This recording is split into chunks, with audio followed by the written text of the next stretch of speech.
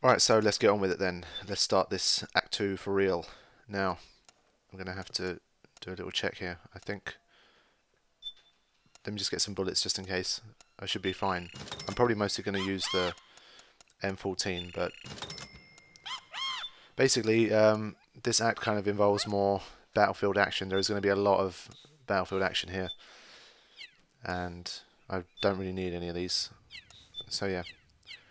Basically what I tend to do is straight away there's going to be some militia on the floor kind of surrounded by PMCs, and I tend to try and take out the PMCs, and then when you do that you end up getting the militia on your side straight away, so there's no risk of alerts by them anyway, and then you pretty much kind of just follow them throughout the entire thing, so it shouldn't be too difficult, I'm hoping.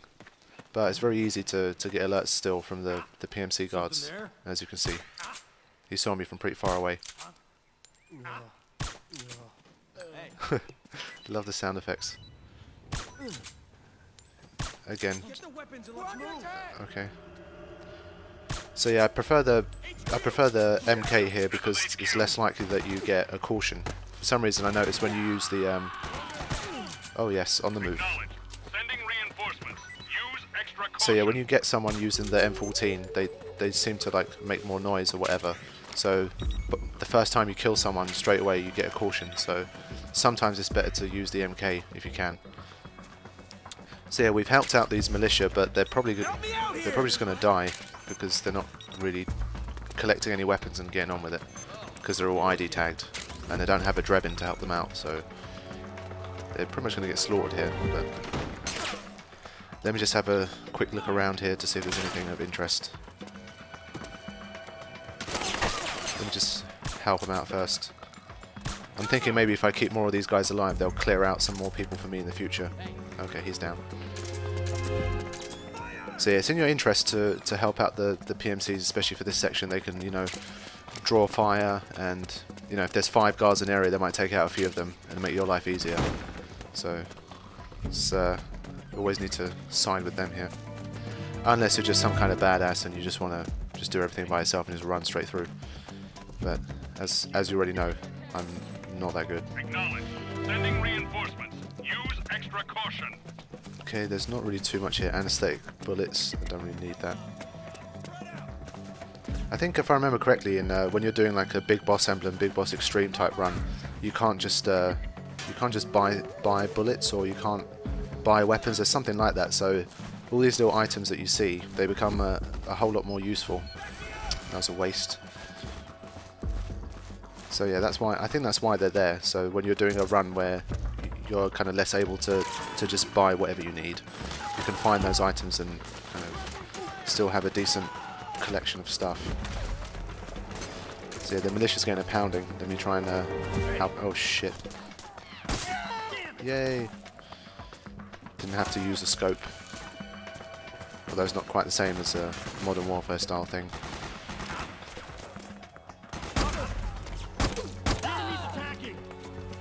Okay, any more? There's one militia. Is that a militia guy? Yes, it is, yeah. How did this happen? Oh, it was you. Oh shit, is that... Yes, yes it is. Oh shit. Don't die! Oh, stop moving. Oh yes. Okay. I think we've... the danger is gone. There was a building in here that you could go into, and I think there was like a sniper rifle at the top, something like that. I forget. The last time I played this was for the MGS4 movie version. I remember kind of just running straight through, so I haven't had a look around this area for a while. What's that? Oh, okay. C4. I don't think I have ever used C4 ever in MGS4. I might try and throw that in some way, or plant it in some way. Okay, let's see if I was right about the stuff. Oh shit, someone just died. Yes, SVD, okay. I mean, when you've got the M14 for normal soldiers, you really don't need anything more, because it's automatic, it just makes your life so much easier. Yes. Okay. So slowly starting to build up a repertoire of weapons here. And I think I'm ready to move on. So obviously it goes without saying, especially for this, just this early section of the game, of Act 2 anyway, the night vision goggles are pretty helpful. So you can see what's in front of you. It's really silent. It's like I've killed everyone. So that last militia guy dead, I think we heard the sound of someone dying, I think that was him. What's that item over there? Come on, show me. Okay, just bullets. Okay. Petro bomb. Don't need that. Okay, so militia guy is still fighting. That's cool. Because they kind of have similar accents, I can't tell who's alive and who's dead. But let me just get on with it and try and help him out. Because my stress has started to go up, the crosshair is going to be a bit more... It's going to move a little bit more, so that's one that... Oh shit. How do I... Can I not climb back up here? Oh, for God's sake. I can't go this way either. Oh, that's just great. Okay. Back I go. So yeah, be careful, don't drop off that ledge because you're going to be wasting time. Suppressing fire. This is like the most kind of flat battlefield I've ever seen. It's like 3 guys battling it out. Whoa. There's 2 of them. Whoa, these guys are awesome. They just took out like 2 PMC guys. Wow. Do not underestimate the militia, I guess. They really sucked in Act 1, but they seem to be a little bit better now. Look at him go. Alright, so almost through this initial section, and after that it's pretty much fully daylight, and it's a proper battlefield out there, so you need to be careful. Oh shit, was this guy not a militia? He was just running back. Oh crap. Okay. Yep. Alright, prepare for a codec call, and you get to see what happened to a certain character in MGS2.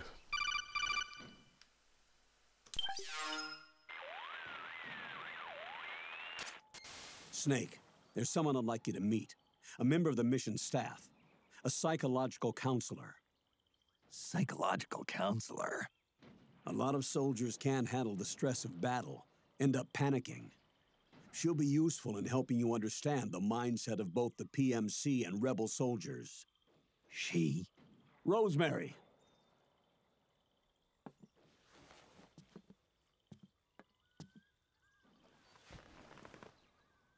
Nice to meet you, Snake. This is Rosemary. She used to work as a data analyst at the Pentagon, but moved to combat support during the Big Shell incident. Yeah. She was in charge of Jack's files, wasn't she? After that, she studied psychology. And now she's a counselor with CSP, the Combat Stress Platoon. Yeah, I hear psychological counseling's the hot field these days. Increased combat efficiency and productivity, all without ever picking up a gun. I'll be acting as your personal counselor on this mission. Since the passing of the new millennium, one of the most important issues facing today's military is the mental care of its soldiers. I can also provide advice on soldier psychology from a threat assessment perspective. Contact me anytime. I'll be standing by here at home with Roy, but I'm on a different circuit. The frequency is 147.79. Her advice will have a positive effect on your psych gauge. Survival on the battlefield depends on your psychological well-being. Lose your cool and your body stops doing what you tell it to. Even a veteran soldier like you. I know. Mind, body, technique. Some things haven't changed with time. When your psyche is running low, ask her for advice. It'll help keep you in peak condition and focused on the mission. By the way, Colonel, isn't that your house? Well, yes. Then the woman you married, the one that Meryl was talking about. Is Rosemary, yes. Didn't I tell you before? News to me. What about Jack? Jack. Jack, from Foxhound. Codename Raiden. I seem to remember him being engaged to Rose. Oh. We lost all trace of him. Jack's gone. I used to work with the guy. He saved Sonny from the Patriots. He disappeared soon after that. What about you? Jack disappeared and you just moved in on Rose? I was consoling her over her loss, and one thing just led to another. She's young enough to be your daughter. Yeah, lucky me, huh? Huh. Now I see why Meryl was so disgusted. Meryl said something about me. Yeah, I believe her words were, "I'll never forgive that womanizing piece of shit."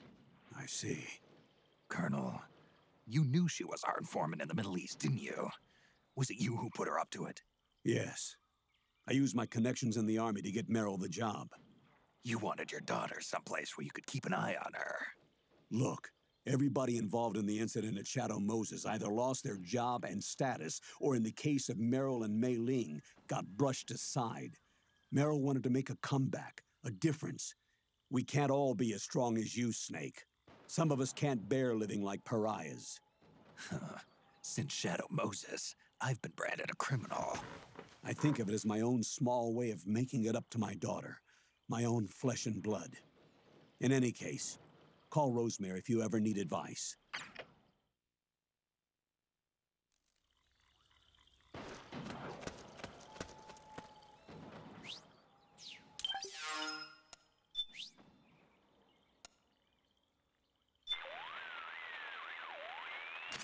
This is Rose. How can I help? I need a psych check. I'm impressed, Snake. You're keeping your psych up better than I expected. Maybe you were right about not needing my help. Snake, the gauge below your life gauge is your psych gauge. Yeah, you told me about that. Then you'll hear it again. The psych gauge affects the rate at which your life gauge recovers. In other words, how fast your wounds heal. It also greatly influences how well you perform various actions. When your psych gauge is full, your life recovers quickly and you shouldn't have any problems doing what you need to do. Remember, your body isn't the only thing driving your performance. Your mind is every bit as important. Hey, I don't let my mental state affect my combat efficiency. You may think that, Snake, but the truth is, you're not as young as you used to be. Could have fooled me. It's your psyche that's keeping you alive inside. So you better take it seriously. Keep a close eye on your psych gauge. All right, all right. I always really liked the Colonel, but then after I kind of watched that codec call, I was just like, that's just wrong. And yeah, so you see what's happened to Rosemary. She's somehow ended up with the Colonel, and for some reason got breast implants as well. Don't really know why. But if I remember correctly, there was some kind of Easter egg / thing where you could make her boobs jiggle around.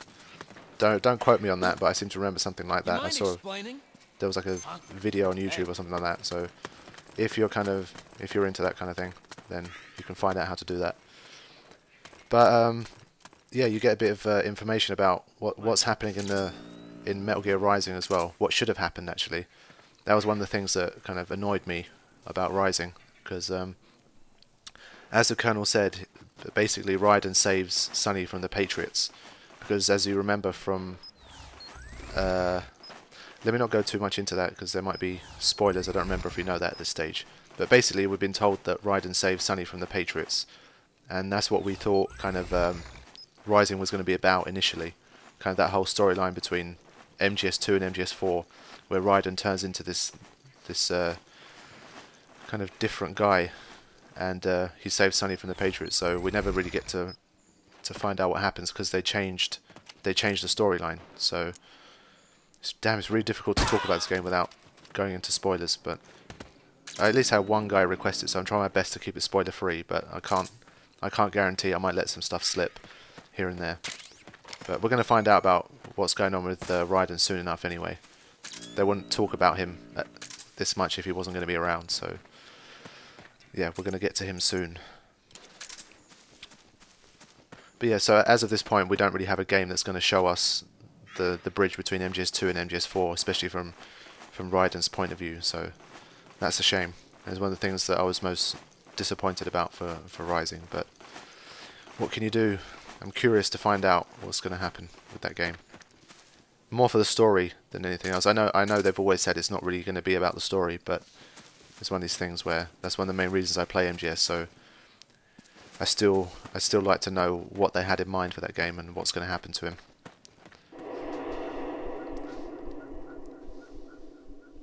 Okay, that section was pretty easy. Easier than I remember. Ah, yes. Here we go.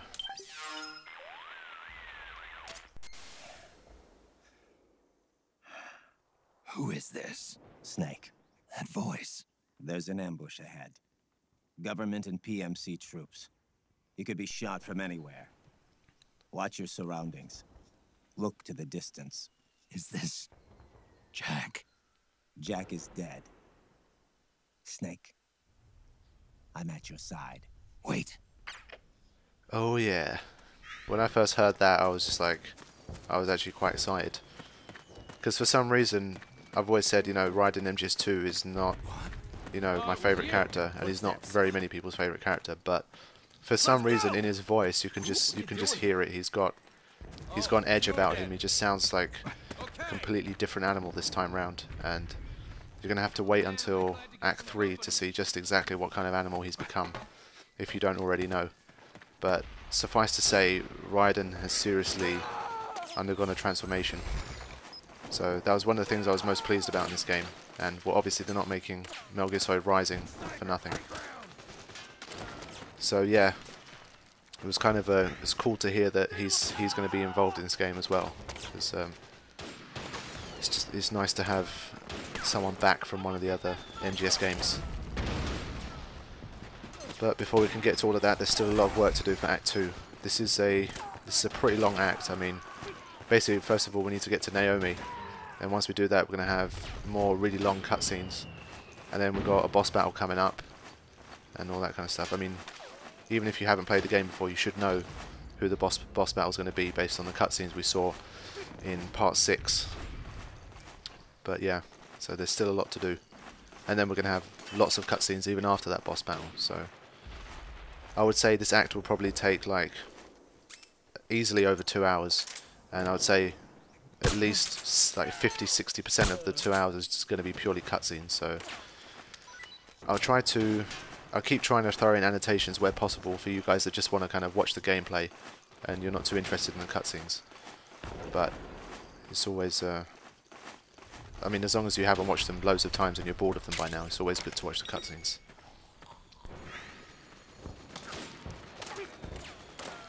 Right, okay.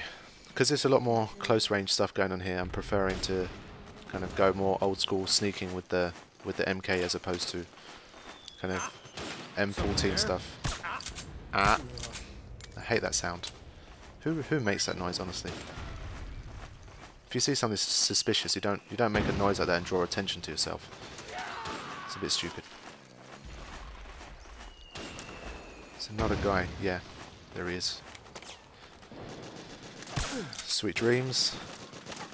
And based on my radar, it seems like there should be another guy, but I can't see anyone yet. There he is. Okay. Can I get him from this far? Yes, I can. Okay. I think that should be it. There's something else on the radar, but I think it must be quite far away.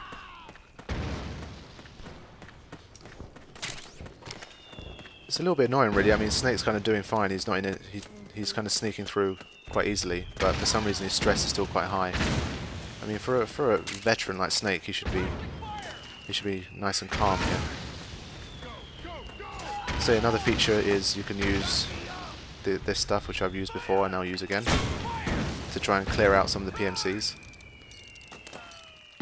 I mean, I think you have to spend quite a lot of time here to make any kind of impact, because you still have that problem where you take out PMCs, but then they tend to just respawn. So you might not make too much of an impact, but I try anyway.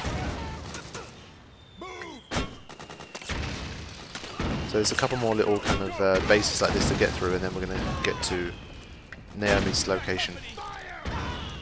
Alright, that's enough. So this isn't always the easiest section not to get alerts in, because because the battle area is so wide, it's not kind of narrow streets like it was in Act 1.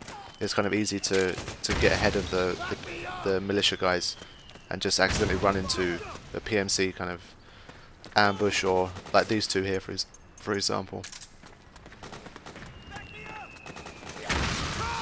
Yeah. Okay, let me just take these guys out. I think there's something in there that might be useful to me. Let me just check it out. The PMC guys are doing badly this time.